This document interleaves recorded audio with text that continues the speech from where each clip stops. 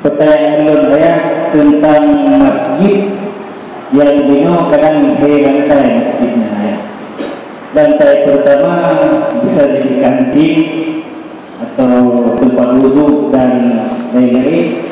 Lantai kedua tempat salat Jumat dan lain-lain. Lantai kedua juga kepada pusat perbelanjaan atau shopping. Ya, untuk lantai pertama dan lantai ketiga pusat itikaf ya. Menandatangani. Terima kasih. Assalamualaikum warahmatullahi wabarakatuh. Masjid sah yub hana tu sah tu hana yub bicara pegot. Bila terkepeng masyarakat tablau tanah untuk membangun masjid, sudah pegot masjid nyan tanahnya adalah hanji terpakai ke tempat parkir. Yang kajelah tanahnya pakai ke masjid.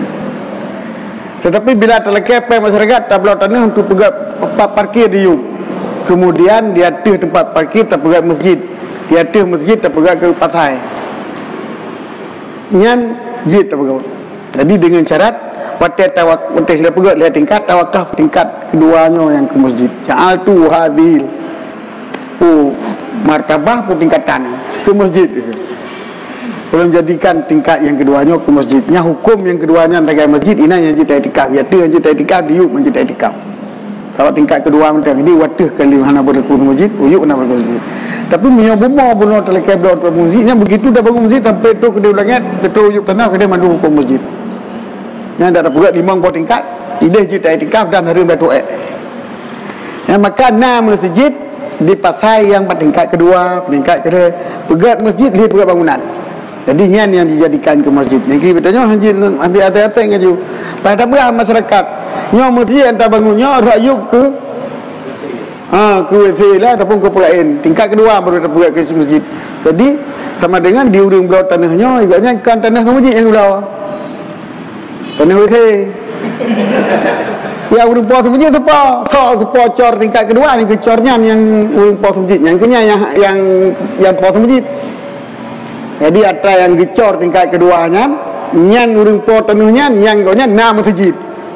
Ni urang je nama masjid. Berarti yang kuat masjid yang tunya lah seperti duduk dia duduk. Ya je.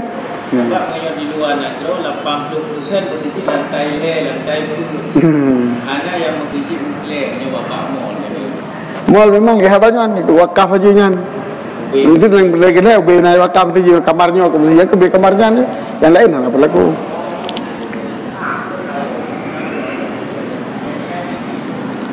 Mana pun yang patah-patah kan cuma masjid. Kan sampai dia buat tu kan masjid itu.